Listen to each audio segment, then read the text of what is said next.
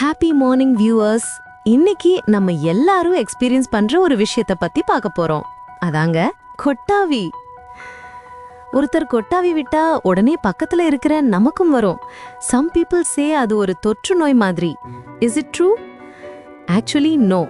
இதுக்கு பின்னாடி பல இன்ட்ரெஸ்டிங்கான தியரிஸ் இருக்கு. போர் அடிச்சாதான் கொட்டாவி வரும் அப்படின்னு நாம நினைச்சிட்டு இருக்கோம். ஆனா ரீசெண்ட் அண்ட் ஃபேமஸ் தியரி என்ன சொல்லுதுன்னா, நம்ம பிரெயினுக்கு போடுற ஏசி தான் இந்த கொட்டாவி. ஆச்சரியமா இருக்கா?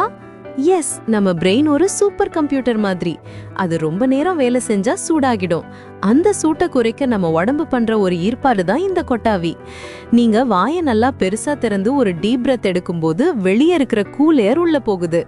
இது உங்க ஜா ஸ்ட்ரெச் பண்ணி பிரெயினுக்கு போற பிளட் ஃப்ளோவை அதிகரிக்குது.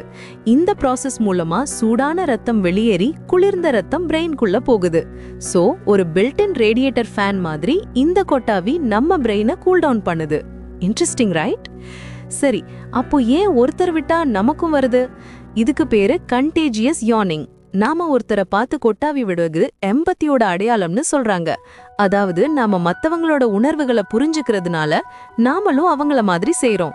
உதாரணமா, நம்ம ரொம்ப நெருக்கமானவங்க கொட்டாவி விட்டா நமக்கு உடனே வர்றதுக்கு இதுதான் காரணம். சோ நெக்ஸ்ட் டைம் நீங்க கொட்டாவி விட்டா ஐயோ போர் அடிக்குதேன்னு நினைக்காதீங்க. Just think my brain is getting a cool refresh. இத மாதிரி இன்னும் பல இன்ட்ரெஸ்டிங் ஃபேக்ட்ஸோட உங்களை வந்து சந்திக்கிறேன். அது வரைக்கும் stay curious and keep learning.